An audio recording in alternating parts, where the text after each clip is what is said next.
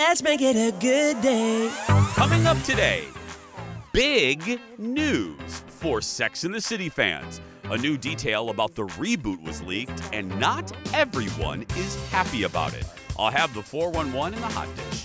Then, Jodie Foster has made a big impression on a Wisconsin icon. Find out who.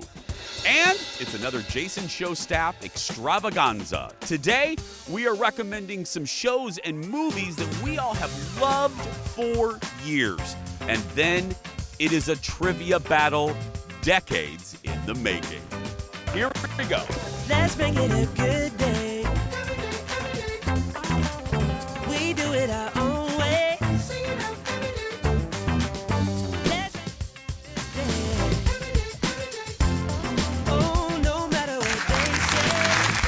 Oh, yeah. Good morning, everybody. We are live, barely, from our studios in the Twin Cities. Good morning, everybody. I'm Jace. Happy Friday. Welcome to our show. Hello to Winona. Hello to Eden Prairie. Hello to Red Wing. Red Wing, Yeah. and good morning to all of you. And please say hello to my sidekick sister from another mister and America's new favorite firefighter, Kendall Mark, everybody. Good morning, Kendall. Hi. How you doing?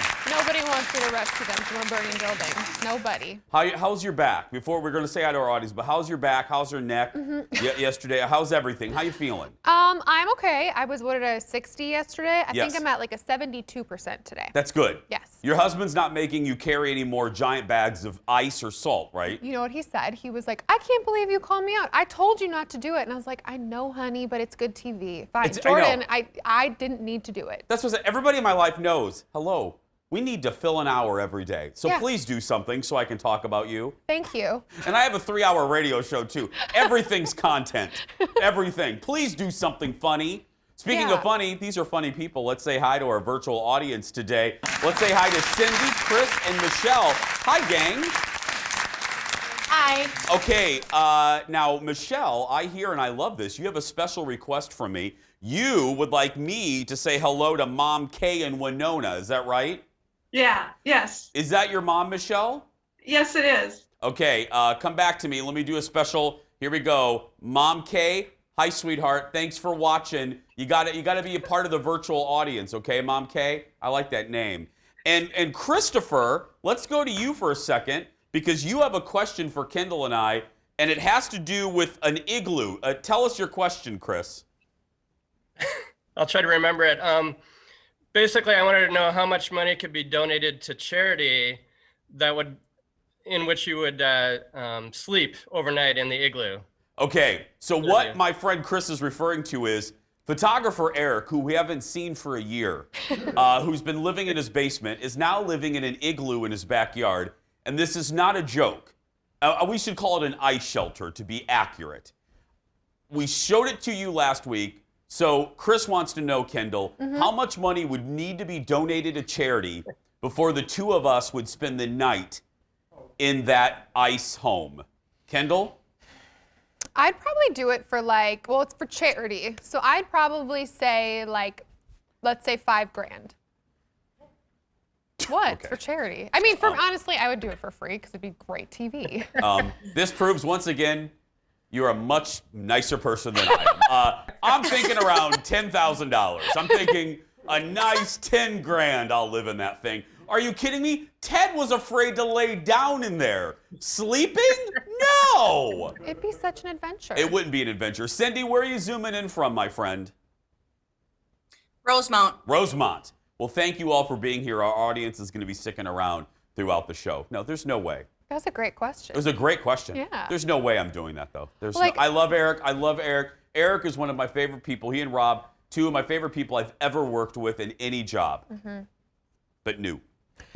Well, you know how this last summer, before we knew, hey, COVID, I was going to get you to go camping with me for a segment. We'll do that. We still will do that on the other side. Did you all hear that? No, I will go.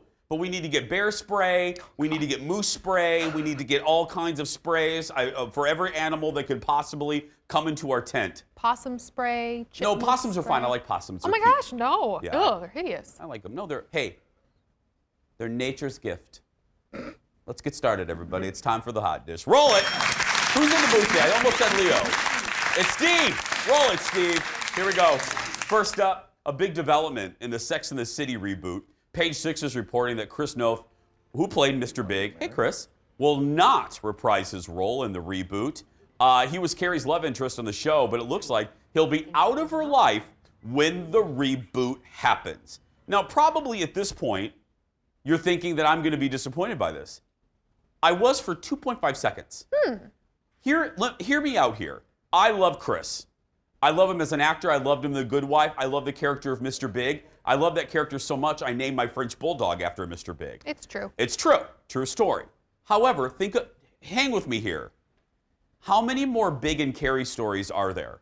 We have seen them in every situation. They've been up, they've been down. They've been broken up, they've gotten back together. Spoiler alert for a 14-year-old show, they've gotten married, Anyway, if I want fresh stories for Carrie, and I do, maybe a single Carrie in her 50s is more exciting for the narrative. I like them together, but for the show's sake, if I'm a writer, that's much more exciting to cover. Your thoughts? Would she be like super single, or would she be like, I have one guy? How she always went from like Aiden to Mr. Big to, what was that French guy's name for a while? Not French. He was Russian. Russian. Yeah, I almost said Mikhail Gorbachev again. Yeah. Oh, that guy. She was with him. Yeah. No, she would be what Colin, my husband, refers to as actively single. Ooh. Colin refers to himself pre-Jason as actively single. Make up your own joke with that one. But yeah, she would be actively single. Okay, See? in that case, I'm curious, I'm intrigued because I want to see all the different men she meets. Yep. Next on the dish, Bridgerton star Reggae John Page will be hosting SNL this weekend with Bad Bunny as the musical guest. You know you're too old. You know you're old when you start not recognizing the musical guests on SNL. Anyway, the show released a promo. Look at this. Hi, I'm Reggae John Page, and I'm hosting SNL with Bad Bunny. I think I'm gonna go by Bad Melissa now. Cool, I'm gonna go by Reggae John Bunny. What about you? Bad Bunny's already cool, so I'm gonna keep it. Yeah, that's fair. Cool. Okay, fine. I love those ads. Bad Bunny is a Puerto Rican rapper and singer. His music is often described as Latin trap. I love it. But again, I'm 46.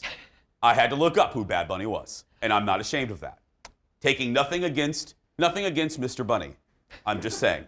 Mr. Bunny. Didn't know who he was. Okay. Did you know who Mr. Bunny was? I do know who Bad Bunny is. Well, you're 17. That's why you know. You're young and hip. I listen to a lot of Latin trap. I do. Okay. What?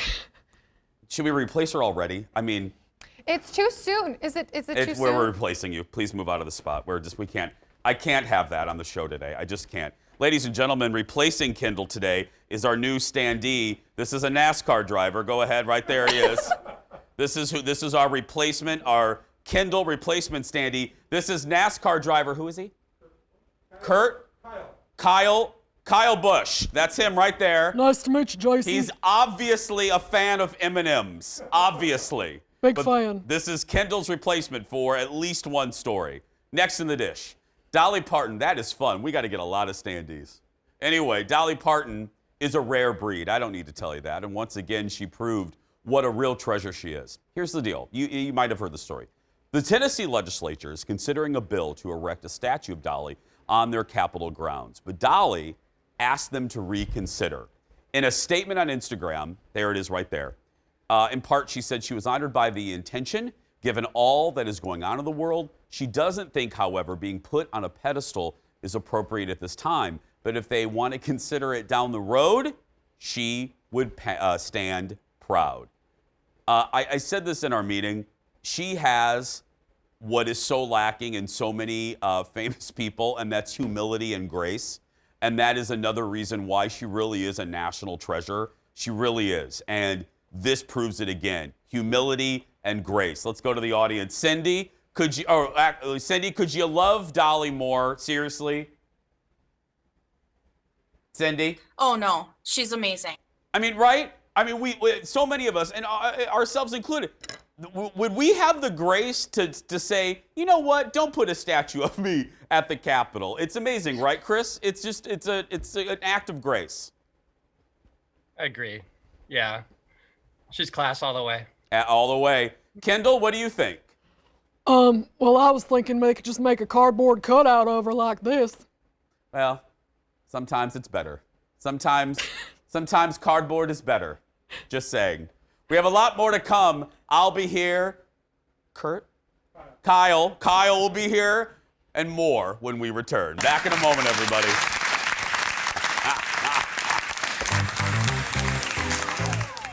Another slice of hot dish is coming out of the oven. Coming up next, while you were sleeping, Disney Plus had some big old problems.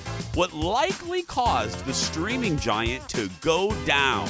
And it wasn't Goofy or Pluto. Then, you love them, and we love doing them. It's another Jason Show staff party, and today, our crew is recommending some shows and movies that we have all loved for years. And then, it's Gen X versus the Millennials in a trivia showdown for the ages. That and more when the Jason Show continues.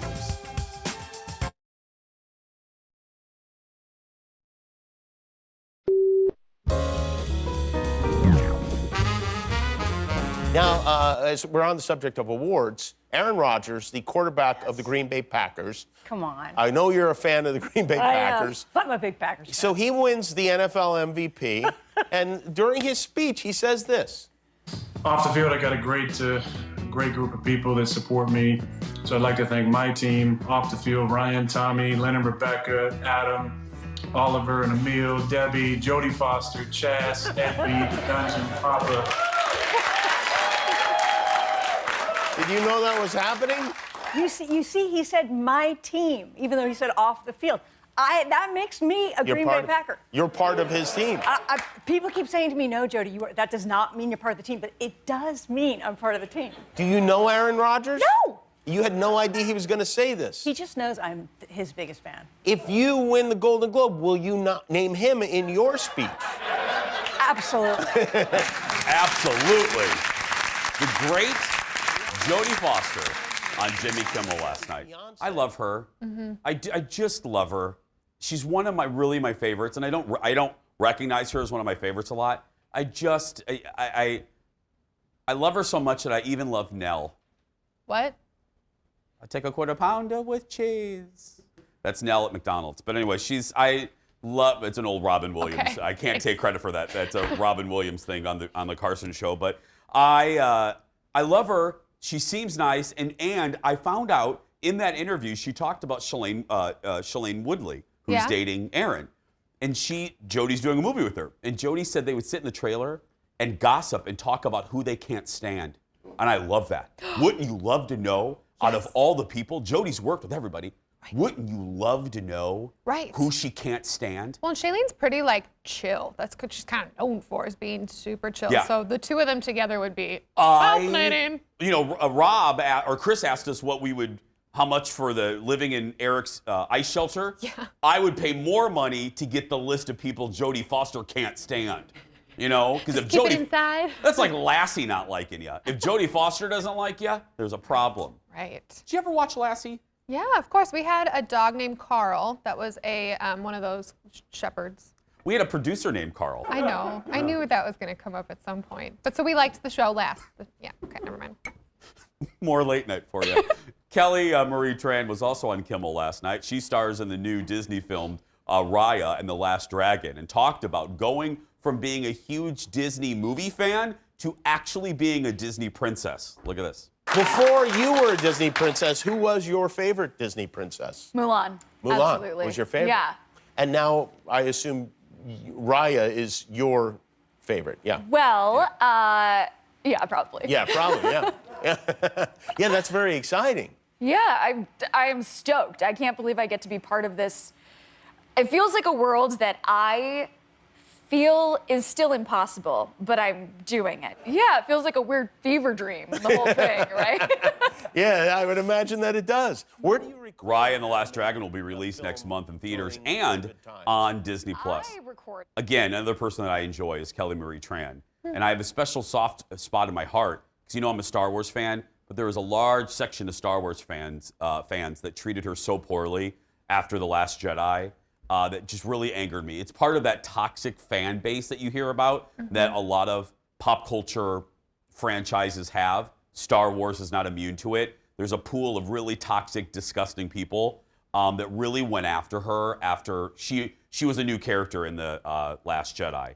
And people were horrible to her on social media, so much so that she left. She was depressed. I mean, it was just awful. So I'm so glad that Disney stuck with her, giving her opportunity. Not giving her, she earned these opportunities. Let me correct myself there.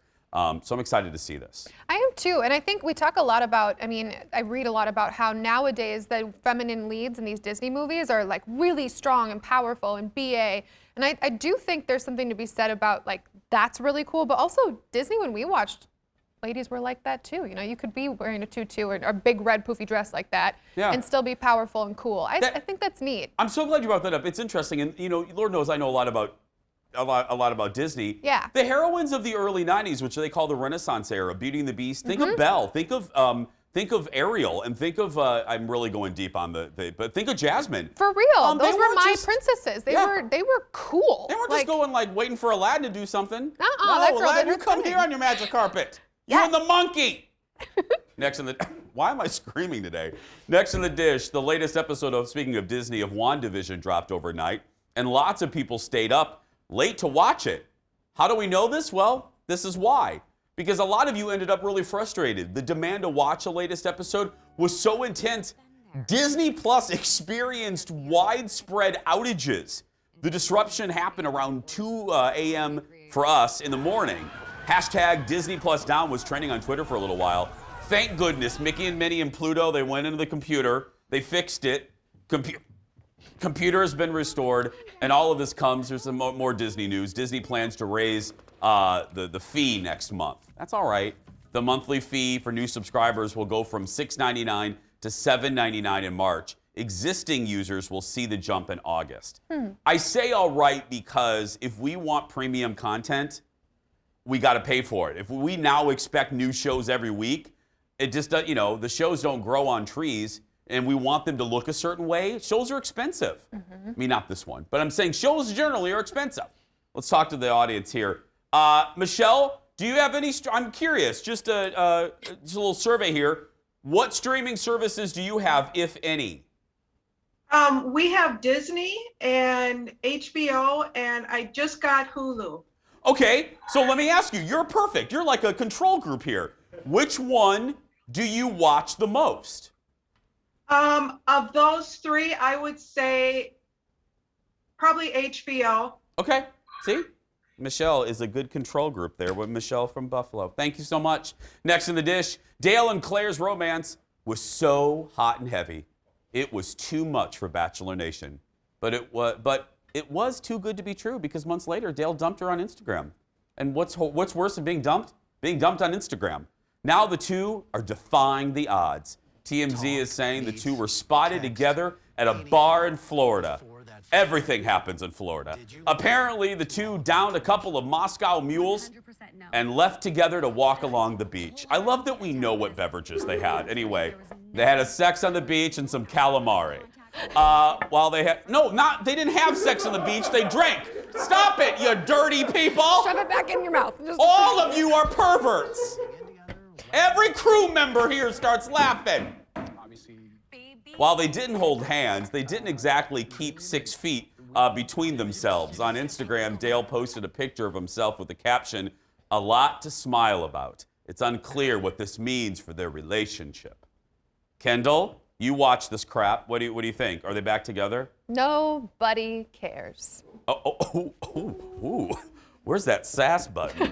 We got to get that. No, I mean, I'm happy for them if that's what's right for them. It's just like, you're like 3 seasons ago at this point, and have you been watching Bachelor Nation? There is so much other to digest and divulge in there, and they're drinking sex on the beach. Again, apparently. How sad do you have to be to want to know what they're drinking? To be like the guy that has to figure out what they're drinking. I don't care barely what I'm drinking, let alone what those two goobers are doing. I don't care. I could say so many things to you right now about what you just said. No, but I'm serious. Oh, there's the shade. We have the shade button now? We do. Kendall, say something shady. Like, make fun of me. That's too easy. Oh my goodness! It's from RuPaul's Drag Race. I love it. That's the shade sound effect whenever someone's shady on that show. And executive producer Jeff has been executive producing his butt off. And now we have not one, but 2 sound effects. Remember a few minutes ago when I told you this show was cheap? No. We can afford 2 sound effects. That's shade to our managers. That's right. Next in the dish, could there be a changing of the guard in morning TV? For the first time in 30 years, CBS This Morning beat dun, dun, dun, the Today Show in the ratings. I'll tell you why this is a big deal in a second. If you don't watch the CBS This Morning, it's Gayle King, Anthony Mason, and my secret crush, the Tony DeCopel. I love that guy. Here's why it's a big deal. And I'm not going to go too down the rabbit hole because you know I love morning TV and I love late night. I could go on and on about it. Simply put, it's a big deal because the Today Show, well, in Good Morning America, but the Today Show was dominant on NBC in the ratings for years. We're talking Bryant Gumbel and Jane Pauley. Then we're talking Katie and Matt, and then Meredith and Matt. It went on and on. GMA then came up. GMA's had moments where they've been big with Joan London. CBS hasn't been competitive in the morning news ever. Ever. They used to be so bad, they put Captain Kangaroo. They gave up doing morning news. I'm not joking. The CBS network put Captain Kangaroo. They're like, yeah, we can't compete with NBC and C. I'm serious. This is the first time they've really been competitive. Now, look, it's only one day, but that's a big deal. And I think I know why. When the other 2 shows, started focusing on, well, let's have, Santana out on the plaza, and GMA has, 47 anchors. They have more anchors than crew people. But CBS This Morning just does hard news. They don't even have a goofy weather person. You know what I mean? They don't even have the jovial weather guy. They just do hard news interviews. And all 3 of them, it's all about chemistry on these morning shows. And those 3, you have hard news Anthony Mason, you got Tony DeCopel, the likable kind of younger guy, and then you have Gayle King to bring in the heart. That's a good team right there. That's what I was going to ask, if you thought it was because lately, as we know, the world has just been a lot to digest. So people are kind of moving away from happy-go-lucky and more into like, I want my information before I head out the door. Yeah, and the chemistry. When people for morning shows, whether it's the Fox 9 Morning News or whatever, people watch because people are watching in the morning in your pajamas. Right. You're brushing your teeth. It's a vulnerable time. You want to like the people, and I'm not joking, you want to like the people you're watching in this time period more than any other time period because you're making a connection with them. So the likability factor for people on these shows is very important. That's why it works. And you can't fake it. Like, we've talked about that. You can't fake when you don't have chemistry No, with you somebody. just don't. I've been lucky. and I mean this, I'm not being sassy. I've had real chemistry with everyone that I've been blessed to have a show with. Whether it was Keith over at the Buzz, you, Shane, it's just, but it matters. It really matters. Still ahead, everybody. It's another, speaking of the people we work with, it's another staff show extravaganza. Jeff, Ted, and Kendall will join me as we're talking about all of our favorite movies and TV shows growing up. Some good recommendations for you to watch this weekend. That and more when we come back. Back in a moment, everyone. It's going to be fun.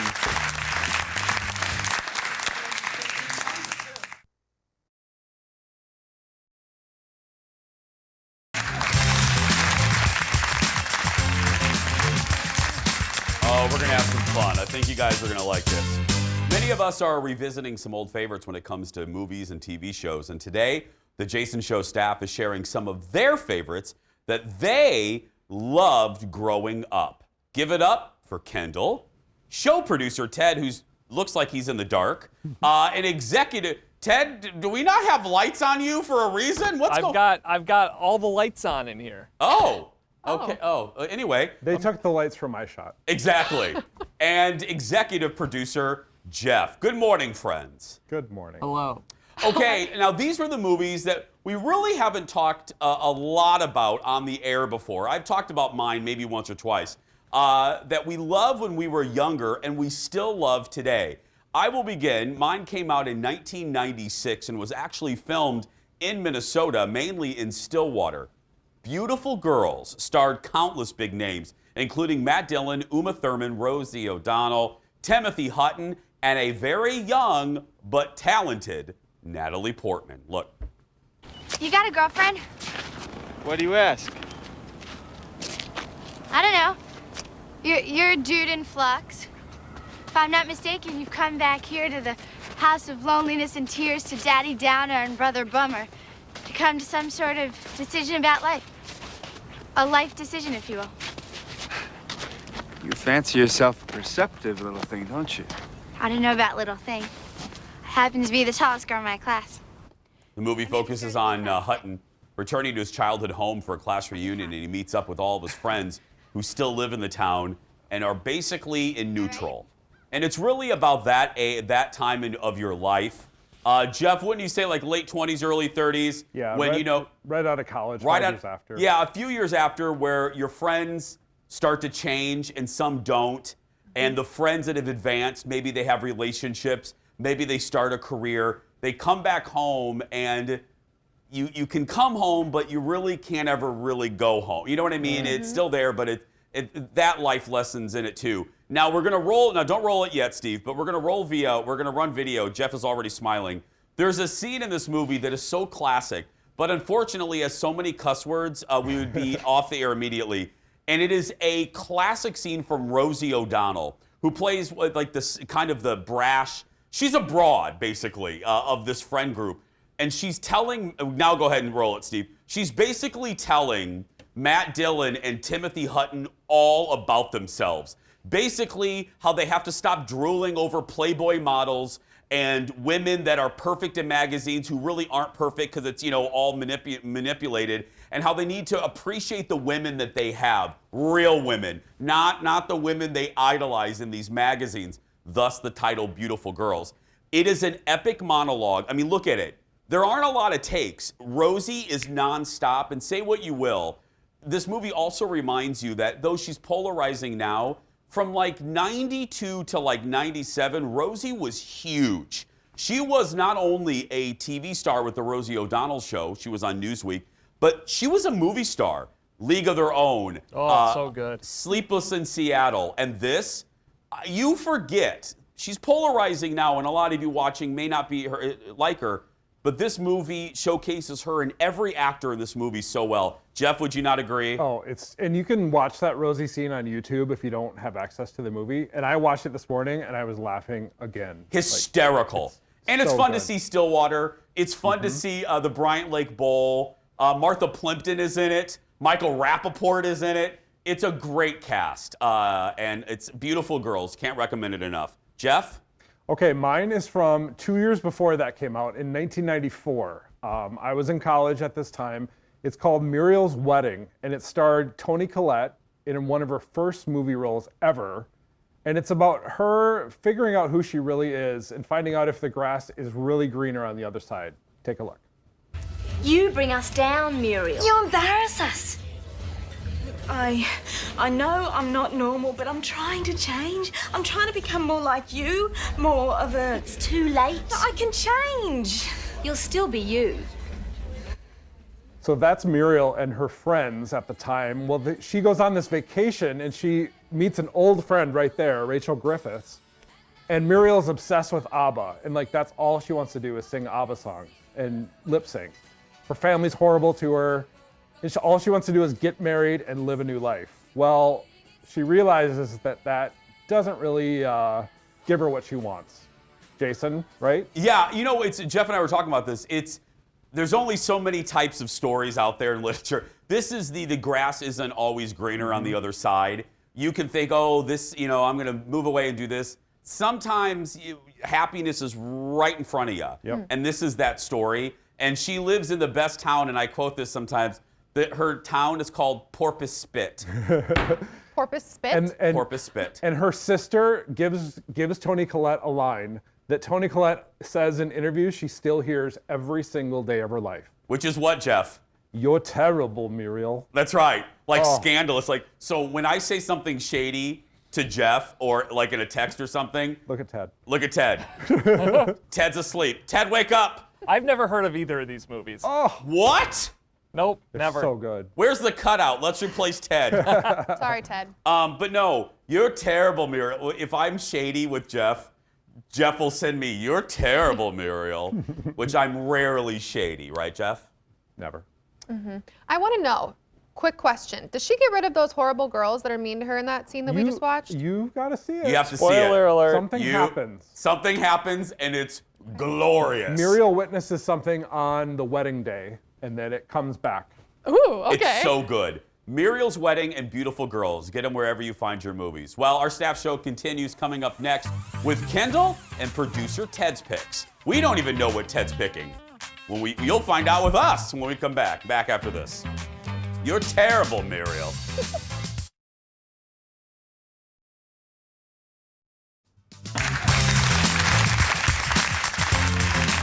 Welcome back, everyone. We got that Friday feeling up in here. It's our staff show extravaganza. We're sharing some of our favorite generational movies that we grew up loving. Ladies first, Kendall continues. Okay, I love this movie so much. When I was thinking about what to pick, I texted my sister and she brought it up and I was like, that's it, The Parent Trap. Now, not the original version from 1961, the one that they redid in 1998 with Lindsay Lohan. So in the movie, I think everyone's seen The Parent Trap, so you probably know what's going on, at least maybe the first one. Two twin sisters separated at birth, meet at a summer camp, realize they're identical twins, and swap places. So the parents in the film, Natasha Richardson is in the film. Gosh, I know, R.I.P. bless, love her. I know. Dennis Quaid is the dad in the film. And whatever you think about him now, he's very that's just him at his best acting. The scenery in, wine country in California. You have London in all its glory, the 90s hair, the 90s outfits, and the soundtrack are just like the best things in the world. The soundtrack especially. So if you're looking for something to watch with your kids or your neighbor across the street, you can seriously watch this movie and love it with anyone. We have a little clip, don't we? Yeah. Oh, we do. Hi. We do. There it is. You know what? This is one small world. How small? Hi, Mare. Hello. How you doing? Oh! Oh! Honey, did I ever mention to you that Hallie was a twin? No, I'm afraid you forgot that little detail. Don't feel bad, Mary. He never mentioned it to I will back you up 100%. This is very much your generation. But Jeff, I think you'll agree. This is one of those redos, remakes that actually works for a variety of reasons. You know what I mean? Yeah. I don't really like them all the time. Fine. This was really good all by itself. It really was. What, Jeff? I've never seen it. Never seen it. He's seen the original. Well, I'm that old. Wow. Well, I'm the same age. I've seen the original too, but this is just, I remember seeing this at the Mall of America General Cinema with my friends, Original Recipe and Crispy, Extra Crispy. That's what their nicknames. But and I loved it, so I'm with you. Yeah, it's such a good one, and it just kind of brings you all the good 90s vibes. It's a great throwback, and we used to say Natasha Richardson in that movie, we thought she looked like my mom. So my sisters and I would watch it whenever she was flying on a trip, and we'd get homesick. And Aww. So yeah, I just love that movie. Oh, stop it, Ted. Oh, wow. See, I love the shade button. Jeff, I love when the audience can see Kendall giving Ted the shade that she usually does behind the scenes. Okay, speaking of Ted, the staff did not know what he was picking until, what are you picking, Ted? I like to keep these close to the vest. So this is a 2000 classic, a Todd Phillips film, Road Trip. Roll it. You want to bet? Great, I'm going to bet money on something you can't prove.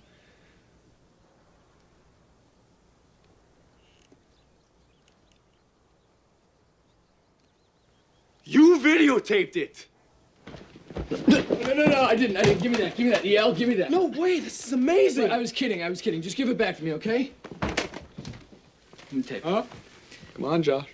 We're all gonna see it sooner or later. Huh? Huh? He's got a point. Oh, no! Oh, no! Okay, Oh! No, give it to me. EL, no. Josh, please. We need this. So that's Sean William Scott, the Stifler. Tom Green in his heyday. Breckenmeyer, there was some shenanigans going on there. And what's the plot, Ted? It's just funny. Probably a road trip? It's a road trip because here's the thing.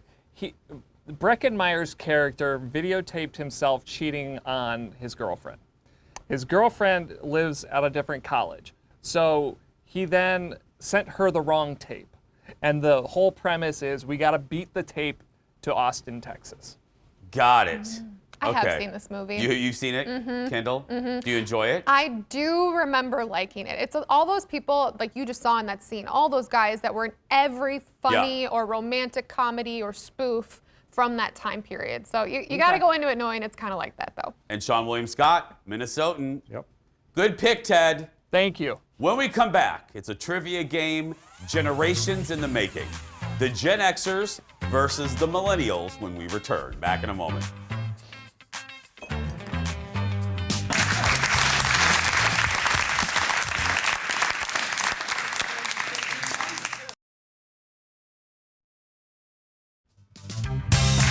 Welcome back to the show. Happy Friday. It's the weekend, people. It's the weekend. Go out and celebrate. It is another staff show. Both executive producer Jeff and I are members of Generation X, coming to age in the 80s and early 90s. Kendall and Ted are both millennials, growing up in the late 90s and early 2000s. So today we thought it would be fun to put each other to the test with a game of Generation Trivia. It's game time. Roll it, Steve. So this is how it's going to work. Jeff and I will ask Kendall and Ted questions about pop culture from the early 80s and early 90s, while they ask us about things from their generation. We will work as a team to come up with a final answer. So we will start Generation X because we're older. Ted, Kendall, are you ready for question number 1? Yeah. Yes. Question number 1. Small Wonder was the name of a sitcom in the 1980s. What did Small Wonder refer to? A robot girl, a magic vacuum, or a powerful mouse? Okay, Ted, do you think it's C? Like small, like a mouse? Like from Mighty Mouse. So I think you're onto something. Okay, we're going with C. You're going with C, powerful mouse. Was it the robot girl? It was Robot Girl. And where did she live, Jason? Where did she live? I don't remember where she lived. In a closet under the stairs. Oh, yeah, like Harry Potter. Yeah, like Harry Potter. They had to recharge her. Vicky. That's right. Okay. That's where Colin keeps me now when I irritate him. Okay, Ted, your turn. Okay. What aired first? The Bachelor on ABC or Survivor on CBS? Ooh. Survivor was 2000. I know that. I do too. That's 2000. Jason, I wasn't The Bachelor 2001. I think so. Yes, let's go with Survivor. Let's go Survivor. You are correct. That's right. Bachelor 2002. Oh. 2002. But yes, 2000 for Survivor. That's right. They don't give these shows to monkeys. Oh, Okay, here we go. Ted and Kendall. What was introduced by a Swiss company that became a fashion craze in the 80s? Leg warmers, Swatch watches, or Ray-Ban sunglasses? It's got a, I would say, Swiss watch. I mean, that's Swatch, right? So B, right? Right, but were those cool in the 80s? I don't know. I remember Jeff saying that Swatch watches were the thing. Okay, good guess then. I'm into it. B. You are right. Yes. Swatch. I had like 5 of them. I had, yes, and the bands, right, Jeff? And they had the protectors and. Yeah. Oh, I forgot about the protectors. Teddy has talked about this, hasn't he? Yeah. They're back. I mean, they're not back, but you can still get Swatch Mall of watches. America has a store. Yeah. Cool. Okay, to the millennials, Ted. All right. What famous brother joined the Boy Meets World cast in 1997? Is it A, Casey Affleck, B, Billy Baldwin, C, Matthew Lawrence, or D, Peter Fonda? Please, you're not even trying. It's Matthew Lawrence. Oh, I've never seen this show. So It I is. have no You're idea. not even trying. You're not even trying. That was a terrible one. That was a Ted. terrible. I Jeff knew didn't that. know. I didn't know. Matthew Lawrence, who was in Mrs. Doubtfire, the brother of Joey Lawrence and his eyebrows. Whoa. He was so hot, Matthew Lawrence. And now he's married to the woman from Dancing with the Stars. Oh. There's more than one woman on Dancing. Cheryl Burke. Cheryl Burke! Oh, okay. Thank you. Yeah. They're going to make pretty babies. Think about that. That's a beautiful gene pool right there. Okay. This is an audio one, Jason. Oh, it's an audio one? Read the It's question. an audio daily double. Okay, Ted and Kendall, listen closely. This group has 2 #1 singles in the early 90s. What was their name? Listen.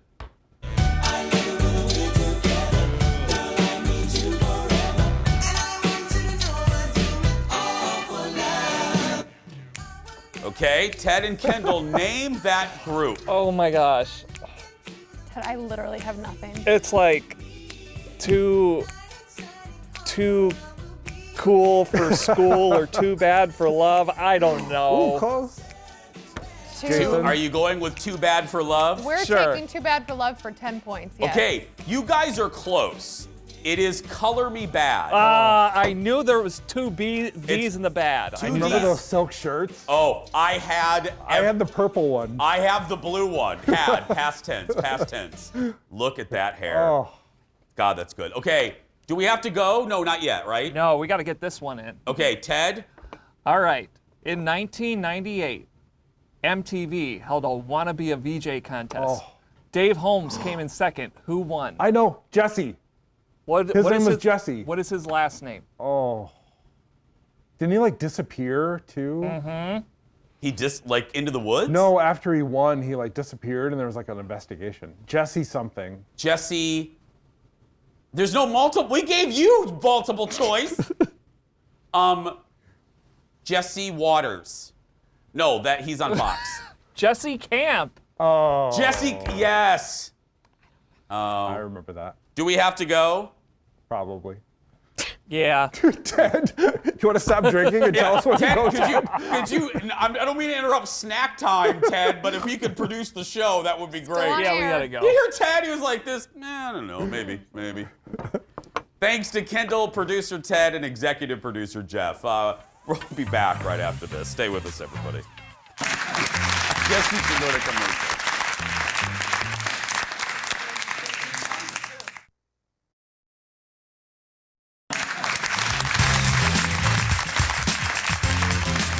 Jason Show fan club on Facebook. Loving the game. Kathy has a question. What is the difference between a producer and an executive producer? Who is higher? Well, that's a good question. On the food chain. The executive producer, yeah. The show producer, Ted, deals with the day-to-day operations. Jeff does too, but looks at the big picture, like the whole season and what's the show mean and all that stuff. Great question. Speaking of social media, you can stay connected with our show on social media. Check us out on Facebook, Twitter, and Instagram. It's really easy to search for Jason Show TV and our personal accounts, Kendall Mark and Jason Matheson. You can see me playing pull tabs this weekend. It'll just shock. Shocking. We'll be right back with the leftover question for Kendall after this. 2 questions.